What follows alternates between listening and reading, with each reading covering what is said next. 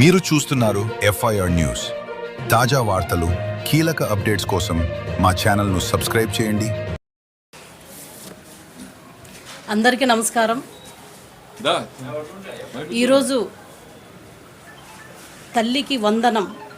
ప్రతి తల్లి తమ బిడ్డల్ని చదివించుకోవాలని ఎంతో ఆశతో ఈరోజు పబ్లిక్ అండ్ ప్రైవేట్ స్కూల్లో చదివిస్తున్న ప్రతి తల్లికి ఎంతమంది పిల్లలుంటే అంతమంది పిల్లలకు తల్లికి వందనం పథకం కింద మా ఎన్డీఏ ప్రభుత్వం మోడీ గారి సహకారంతోన, పవన్ అన్న, చంద్రబాబు నాయుడు గారి ఆశీర్వాదంతో ఈరోజు నారా లోకేష్ అన్న ఈ ఎడ్యుకేషన్ మినిస్టర్ అయినటువంటి ఆయన ప్రత్యేకంగా చొరవ తీసుకొని ఈ పథకాన్ని ప్రతిష్టాత్మకంగా, ఎందుకంటే విశ్వసనీయతకు, అదేవిధంగా మాట తప్పను మడమ తిప్పను అనే వ్యక్తి జగన్మోహన్ రెడ్డి గారు ఏ విధంగా అయితే మాట ఇచ్చి మడమ తప్పారో ఈ అమ్మఒడి అనే పథకంలో ఇద్దరికి ఇస్తామని చెప్పి ఆయన ఒకరికే ఇవ్వడం, 5 సంవత్సరాలు కూడా ప్రతి తల్లిని మోసం చేసిన ఘనత జగన్మోహన్ రెడ్డి గారిది.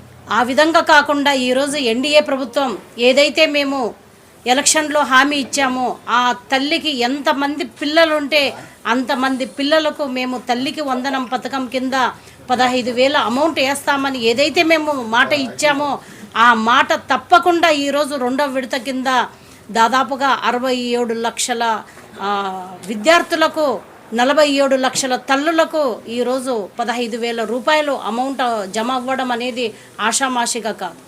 ఈరోజు మనం చూస్తున్నాం 2019 నుంచి 24 వరకు ఏ విధంగా అయితే జగన్మోహన్ రెడ్డి గారు పరిపాలన చేసి రాష్ట్ర ఆర్థిక పరిస్థితిని వెంటిలేటర్ పైన పెట్టారో, ఈరోజు ఆ ఇబ్బందికరమైన పరిస్థితుల్లో ఉన్నా కూడా మా చంద్రబాబు నాయుడు గారు మాట ఇచ్చాము, మనం తల్లులకు మాట తప్పకూడదు అనే లక్ష్యంతోన ఈరోజు తల్లికి వందనం పథకాన్ని 2వ విడతగా ఇవ్వడం అనేది చాలా సంతోషంగా ఉంది. ప్రతి తల్లి కూడా ఈరోజు చాలా సంతోషంగా ఉంటుంది అని చెప్పి ఈ సందర్భంగా మేము తెలియజేసుకుంటున్నాం. ఇదొకటే కాదు, మా యువగళం అధినేత కాబోయే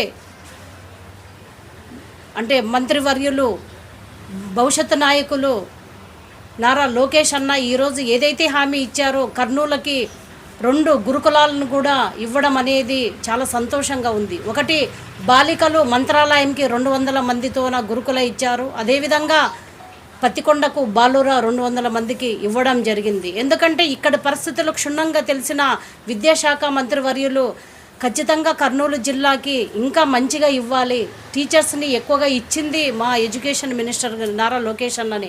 అదేవిధంగా ఈరోజు ఇక్కడ 57% ఎడ్యుకేషన్ శాతం ఉంది అని చెప్పి ఎక్కువగా దృష్టి కేంద్రీకరించి మనకు గురుకులాలు అయితేనేమి, టీచర్స్ అయితేనేమి ఇంకా బలోపేతం చేయాలన్న లక్ష్యంతోన ఆయన పనిచేస్తున్నారు. కాబట్టి ఇక్కడ ఎన్డీఏ కూటమి లీడర్లందరి తరపున నారా లోకేష్ గారికి నేను ధన్యవాదాలు తెలియజేసుకుంటున్నాను. అదేవిధంగా మనం చూసాం గత వారం రోజులుగా ఈ కొంతమంది వైసీపీ నాయకులు ఎగతాళిగా మాట్లాడడం, రైతులు వాళ్ళు క్రాప్ లోన్ కింద తీసుకున్నారు, అదేవిధంగా ఇన్సూరెన్స్ కట్టాలి అని చెప్పి కూడా చాలామంది పత్తి పంటకు 2,000 రూపాయలు డబ్బులు కడుతున్నారు. అదేవిధంగా మిగతా పంటలకు కూడా డబ్బులు కడుతుంటే ఆ డబ్బులు ఏదో మేము తల్లికి వందనం కింద పథకానికి వాడుకుంటామని చెప్పి అబద్ధాలు ప్రచారం చేయడంలోన ఈ వైసీపీ ప్రభుత్వం ముందుంది. వైసీపీ వాళ్ళకి నేను ఒక్కటే హెచ్చరిక చేస్తున్నాను, క్రాప్ లోన్ తీసుకున్న వాళ్ళైతేనేమి, అదేవిధంగా ఇన్సూరెన్స్ ఎవరైతే కడుతున్నారో వాళ్ళందరూ రైతులు కూడా కట్టేది గవర్నమెంట్కి కాదు, ఆ ఇన్సూరెన్స్ కంపెనీకి డబ్బులు కడుతున్నారు తప్పితే మా గవర్నమెంట్కి కాదు. ఇది ఖచ్చితంగా వాళ్ళు గుర్తు చేసుకోవాలని చెప్పి ఈ సందర్భంగా నేను తెలియజేసుకుంటున్నాను. ఎంతోమంది రైతులు ఈరోజు అది నిజమేమో అని నమ్మి మోసపోతున్నారు. ఈరోజు చాలామందికి రైతులకు అనుమానం కూడా వచ్చింది నిజమే కదా అని. కానీ ఆ కట్టే డబ్బులన్నీ కూడా ఆ ఇన్సూరెన్స్ కంపెనీకే వెళ్తున్నాయి, మా గవర్నమెంట్కి కాదు. ఇది ప్రతి ఒక్క రైతు గుర్తు పెట్టుకోవాలి. కొంతమంది చేష్టల వలన, వికృత చేష్టల వలన ఈరోజు రైతులు నిజంగా వాళ్ళకి వెళ్తాయేమో అనే ఒక భ్రమలో ఉన్నారు. కాబట్టి వాళ్ళందరూ కూడా దీన్ని గుర్తు చేసుకోవాలని చెప్పి మరీ నేను తెలియజేసుకుంటున్నాను. ఎందుకంటే ఈరోజు మా ఎన్డీఏ ప్రభుత్వం చాలా బాగా పరిపాలన చేస్తుంది. వీటిని చూసుకోలేక వీటిని చూడలేక చాలామంది మాకు వాళ్ళు ఇబ్బందికరమైన పరిస్థితులను కల్పించడానికి మమ్మల్ని ఏవో మాటలు అనాలి కాబట్టి మాట్లాడుతున్నారు. కాబట్టి ఇప్పటికే నేను వైసీపీ వాళ్ళకు నేను ఒకటి హెచ్చరిక చేస్తున్నా. కర్నూలు జిల్లాలోనూ చాలామంది వైసీపీ నేతలు వాళ్ళకి ఇష్టం వచ్చినట్టు వాళ్ళు మాట్లాడుతున్నారు, ఏదేదో మాట్లాడుతున్నారు. కాబట్టి వాళ్ళందరూ కూడా గుర్తిరగాలి. మీ హాయంలో చేసినటువంటి దొంగలాగా మేము చెయ్యము. ఎన్డీఏ ప్రభుత్వం ఏదైతే మాట ఇచ్చామో అది మాట తప్పకుండా మేము చేస్తాం. మొన్ననే అన్నదాత సుఖీభవ కింద 20,000 ఇవ్వడం జరిగింది.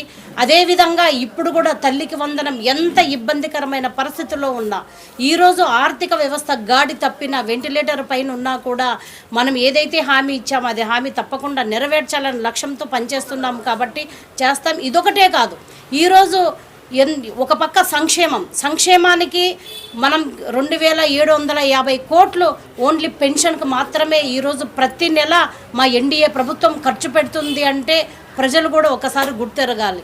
4,000 పెన్షన్ తీసుకుంటున్నారు అవ్వాతాతలు. అదేవిధంగా వికలాంగులు 6,000 పెన్షన్ తీసుకుంటున్నారు, 10,000 పెన్షన్ తీసుకుంటున్నారు, 15,000 పెన్షన్ తీసుకుంటున్నారు. ఎవరైతే పూర్తిగా బెడ్ మీద ఉన్నారో, తర్వాత కిడ్నీ వ్యాధిగ్రస్తులైతేనేమి, అదేవిధంగా క్యాన్సర్ బాధితులైతేనేమి వాళ్ళందరూ కూడా 15,000 పెన్షన్ తీసుకుంటున్నారు. వీళ్ళందరికీ కలిపి కూడా దేశంలో ఏ రాష్ట్రం ఇవ్వని విధంగా ఈరోజు ఆంధ్రప్రదేశ్లో మా ఎన్డీఏ ప్రభుత్వం ఇస్తుంది. దాదాపుగా ప్రతి నెల 2,750 కోట్ల రూపాయలు ఒక పెన్షన్ సంక్షేమ పథకానికి మాత్రమే ఇస్తున్నాం. కాబట్టి ప్రతి ఒక్కరు కూడా గుర్తెరగాలని ఈ సందర్భంగా తెలియజేసుకుంటున్నాను. అదేవిధంగా అన్నదాత సుఖీభవ కింద కూడా ఇస్తున్నాం. ఈరోజు ఈ తల్లికి వందనమి తీసుకోండి, దాదాపుగా పోయిన సంవత్సరం 10,000 కోట్ల మేము ఈ అన్నదాత ఇది తల్లికి వందనం పథకం కింద మేము పెడితే చూడండి డబ్బులు కూడా ఆల్రెడీ వచ్చేసాయి. ఎంతమంది ఉన్నారు? ఆ తల్లికి ఒక కూతురే ఉంది కాబట్టి, ఒక బిడ్డే ఉంది కాబట్టి ఆల్రెడీ వచ్చేసాయి. మేము మాట్లాడే టైంకి డబ్బులు కూడా పడ్డాయి. అదేవిధంగా చెప్తున్నాం, ఈ సంవత్సరం దాదాపుగా 10,120 కోట్లు ప్రతి తల్లి తన బిడ్డలకి మా గవర్నమెంట్ అందిస్తుంది. కాబట్టి విశ్వసనీయత, మాట తప్పము మడమ తిప్పము అనే జగన్మోహన్ రెడ్డి గారు విశ్వసనీయత దెబ్బతినింది, మాట తప్పినాడు, మడమ తిప్పాడు. మేము ఒకటే తెలియజేసుకుంటున్నాం, ఎన్డీఏ ప్రభుత్వం అంటే ప్రజల కోసం, ప్రజల సంక్షేమం కోసం, ప్రజల అభివృద్ధి కోసం పనిచేసే ఏకైక ప్రభుత్వం ఏదైనా ఉంది అంటే అది కేవలం ఎన్డీఏ ప్రభుత్వం. కానీ మనం చూసాం 2019-24లోన వైసీపీ ప్రభుత్వం ఏ విధంగా పరిపాలన చేసింది, ఏ విధంగా హామీలు ఆయన మాట ఇచ్చి దాదాపు 130 హామీలు మాట ఇచ్చి మడమ తిప్పిన ఘనత ఆయనది. ఎందుకంటే సిపిఎస్ రద్దు చేస్తామన్నారు, సిపిఎస్ రద్దు చేయలేదు. మద్యపాన నిషేధం దశల వారీగా చేస్తామన్నారు, మద్యపాన నిషేధం కాదు కదా, మద్యం మీదనే గవర్నమెంట్ ఆధారపడవలసిన పరిస్థితి వచ్చింది. అదేవిధంగా 2 పిల్లలకి డబ్బులు వేస్తాము అమ్మఒడి అని చెప్పాడు, కేవలం ఒక బిడ్డకు మాత్రమే అమ్మఒడి కింద ఆయన డబ్బులు వేయడం జరిగింది. ఇలా చెప్పుకుంటూ పోతే తర్వాత మెగా డిఎస్సి ఏర్పాటు చేస్తానన్నాడు. 5 సంవత్సరాల కాలంలో ఎక్కడ కానీ మెగా డిఎస్సి మాటే ఊసే ఎత్తలేదు. అదేవిధంగా నిరుద్యోగులకు దాదాపుగా ప్రతి ఏటా జాబ్ క్యాలెండర్ విడుదల చేస్తామన్నారు. కానీ జాబ్ క్యాలెండర్ 5 సంవత్సరాల్లో ఏ ఒక్క సంవత్సరం కూడా ఆయన జాబ్ క్యాలెండర్ విడుదల చేయలేదు. ఇట్లా చెప్పుకుంటూ పోతే దాదాపుగా 130 హామీలను ఆయన అమలు చేయకుండా పక్కన పెట్టాడు. ప్రధాన ముఖ్యమంత్రి ఎన్నో ఇచ్చినా కూడా ప్రజల కోసం ఆయన 5 సంవత్సరాల ప్రభుత్వ కాలంలోన ఏ ఒక్క రోజు కూడా స్వేచ్ఛగా ప్రజల దగ్గరికి వచ్చిన పాపాన పోలేదు. ఈరోజు ప్రతిపక్షంలో ఉండి కూడా ఆయన రోజుకొక దగ్గరికి వెళ్ళి అబద్ధపు మాటలు మాట్లాడుతూ ఆయన ఏం మాట్లాడుతాడో ఆయనకే తెలియదు. ఎగ్జాంపుల్ ఒకటే చెప్తున్నాను, మొన్ననే సీదిరి అప్పలరాజు గురించి మనం చూసాం. అదేవిధంగా మిగతా మినిస్టర్లు అవి ఎప్పుడు ఏ విధంగా మాట్లాడారో చూసాం. అవన్నీ కూడా మంత్రి కుమారుడు యాక్సిడెంట్ చేస్తే 18 సంవత్సరాలే ఉంది కదా, ఆయన వదిలేస్తే తెలియకో తెలిసి తప్పు చేశాడు, యాక్సిడెంట్ చేశాడు అని అంటున్నాడు. కానీ కోడికత్తి సీను వయసు ఎంత, ఆయన చేసింది ఎంత? నీ మీదే కోడికత్తి సీను గీకాడు కదా, ఆయన 5 సంవత్సరాలు నీవెందుకు జైల్లో పెట్టించావు? ఈయన మాజీ మినిస్టర్ కుమారుడు 18 సంవత్సరాలే, ఏదో తెలియకో తెలిసే యాక్సిడెంట్ చేసావని చెప్తున్నావే, మరి నీ విషయంలోనే ఏమైంది? ఆయన్ని నీవు అధికారంలో ఉండే 5 సంవత్సరాలు కూడా జైల్లో పెట్టాడే, ఆయన వయసు అంతా. అదేవిధంగా మొన్ననే మీ ప్రభుత్వ హయాంలోనే ఆయన గౌడ్ అనే వాళ్ళ అక్క కోసం ఎందుకు మా అక్కని ఏడిపిస్తారని అడిగిన పాపానికి ఆ అబ్బాయిని పెట్రోల్ పోసి చంపారు. ఆ అబ్బాయి వయసు ఎంత?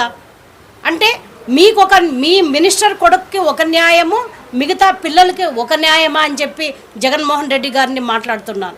దయచేసి జగన్మోహన్ రెడ్డి గారు, మీరు మాట్లాడే ముందు ఏ విధంగా మాట్లాడుతున్నాం, మేము ఎక్కడ మాట్లాడుతున్నాం, ప్రజల దగ్గర మాట్లాడుతున్నామా లేదంటే మైకులు ఉన్నాయా లేదా అనేది ఒకసారి మీరు చెక్ చేయాల్సిన అవసరం ఎంతైనా ఉంది. అంటే మీ మినిస్టర్, మీ కార్యకర్తలు, మీ నాయకులు పిల్లలైతే ఒక న్యాయం, ప్రజలకి ఇంకొక న్యాయమా అని నేను క్వశ్చన్ చేస్తున్నాను. కాబట్టి ఇదొకటే కాదు, ఈ విధంగా మీరు చాలా రకాలుగా ఎంతోమందికి మీ ప్రభుత్వ హయాంలోన ఎంతోమంది చనిపోయినా కూడా, ఎంతోమందిని చంపినా కూడా మీరు ఏ రోజు పట్టించుకోలేదు.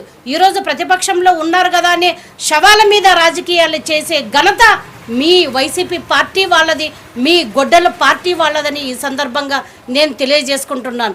ఎందుకంటే మాస్క్ అడిగిన పాపానికి డాక్టర్ గారిని, సుధాకర్ గారిని చంపిన ఘనత, పిచ్చివాడిగా ముద్ర వేసి చంపిన ఘనత మీది.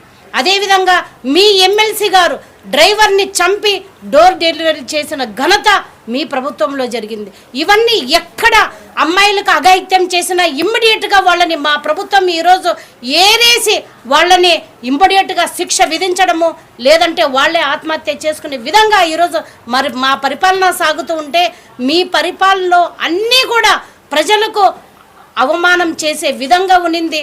ప్రజలను అంటే ఏ విధంగా అయితే ప్రజలను హింసించారో మీకు అందరికీ తెలుసు. కాబట్టి ఇప్పటికైనా జగన్మోహన్ రెడ్డి గారు, మేము చేసిన పనికి మీరు సపోర్ట్ చేయండి. ఎందుకంటే మీరు వచ్చి ఏం మాట్లాడతారో మీకే తెలియదు. మీరు వచ్చి మాట్లాడినప్పుడు నిజంగా కూడా ఆ సోషల్ మీడియా అంతా ఆ 2-3 రోజులు మీ మీమ్స్ పైనే ఆధారపడి ఉంటుంది. కాబట్టి మీకేమైనా మైండ్ దొబ్బిందో ఏమో నాకు అర్థం కావట్లేదు. కానీ ఖచ్చితంగా మీరు డాక్టర్ దగ్గరికి వెళ్ళి చూపించుకుంటే బాగుంటుందని చెప్పి ఈ సందర్భంగా తెలియజేసుకుంటూ, మరి ఒక్కసారి వైసీపీ నాయకులకి గట్టిగా హెచ్చరిస్తున్నాం, మీరు ఇలాంటివి పిచ్చి పిచ్చిగా మాట్లాడితే బాగుండదు. ఎందుకంటే క్రాప్ లోన్ విషయంలో అయితేనేమి, ఇన్సూరెన్స్ విషయంలో అయితేనేమి మీరు చాలా చాలా అబద్ధాలు చెప్తున్నారు. నిజం బయటకు వచ్చి వెళ్ళే లోపల అబద్ధం ఊరంతా దాటి వస్తుందనే విధంగా ఈరోజు తయారైంది. కాబట్టి ప్రజలు కూడా అప్రమత్తంగా ఉండాలని చెప్పి తెలియజేసుకుంటూ, నాకు ఇచ్చిన అవకాశాన్ని ప్రజలందరికీ ధన్యవాదాలు తెలియజేసుకుంటున్నాను.